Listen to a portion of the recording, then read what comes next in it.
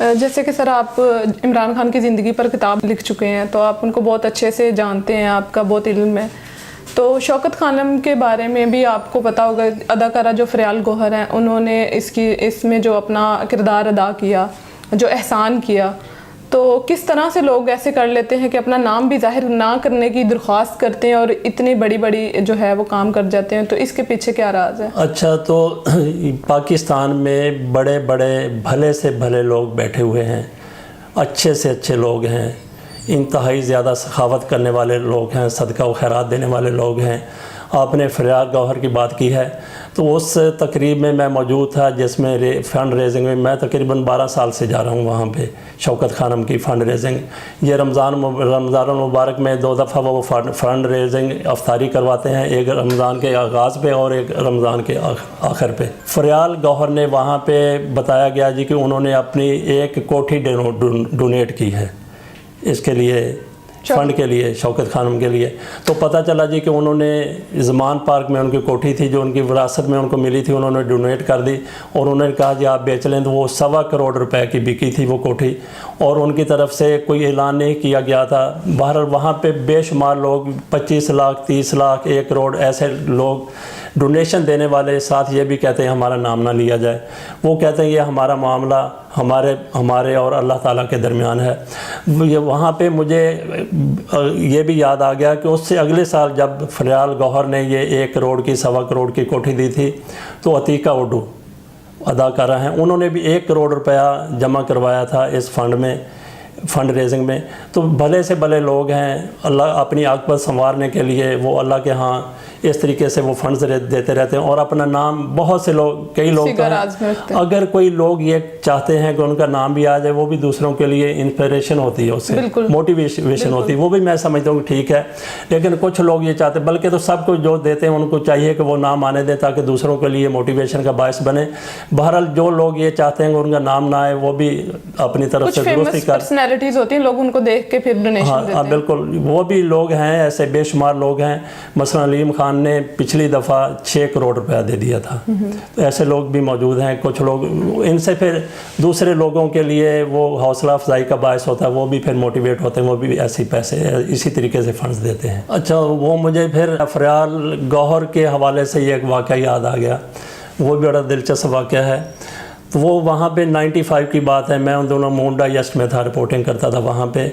تو ایک ورکشاپ تھی ANF کی. آج کے بریگیڈیئر اعجاز شاہ ان دنوں ANF کے پنجاب میں ANF کے اینٹی نارکوٹکس فورس کے وہ ہیڈ تھے.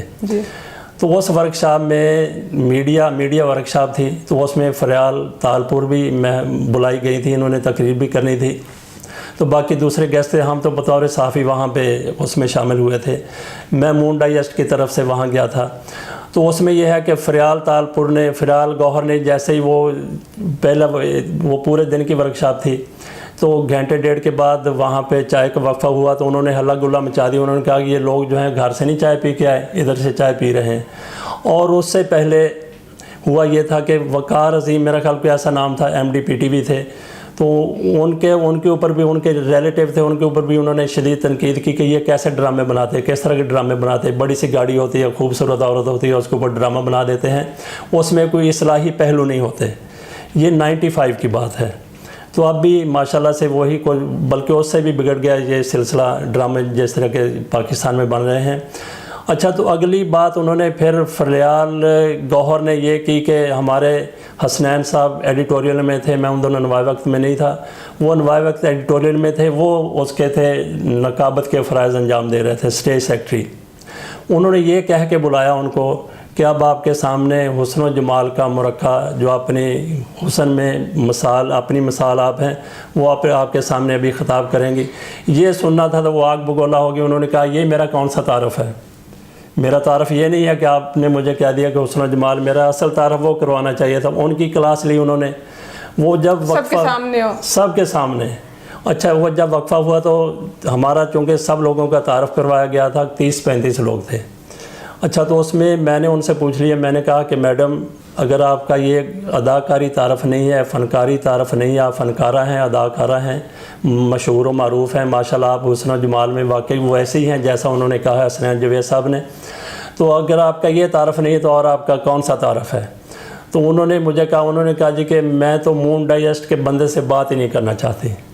ایسا کیوں کہا؟ ایسا وہ جب میں گیا اپنے باس کے پاس تو انہوں نے کہا، میں نے ان کو جا کے سارا واقعہ سنایا. انہوں نے کہا جی کہ ہم نے انہوں نے ایک ڈرامے میں کام کیا تو اس حوالے سے طوائف کا ان کا کردار تھا، وہ ہم لکھتے رہے. تو ان کو اس وجہ سے سلمان شاہ ان کے خاوند تھے، میرے خیال سلمان شاہ ہی نام ہے ان کا ہے، بلوچستان کے. تو اس وجہ سے طلاق ہو گئی تھی ان کی، تو اس وجہ سے وہ یہ بات نہیں کر رہی تھی. تو بہرحال یہ پھر یہ واقعہ جو ہے بھولنے والا نہیں ہے. اور لنچ کے دوران اس وقفے سے پہلے وہ چلی گئی تھی، اگر لنچ کے دوران بھی وہ وہاں پہ موجود ہوتی تو ہو سکتا ہے کہ مزید ہلا گلا بھی وہاں پہ ہوتا. تو بہرحال میں سمجھتا ہوں کہ ان کا جو سٹانس تھا، ان کا جو موقف تھا وہ کافی حد تک درست تھا.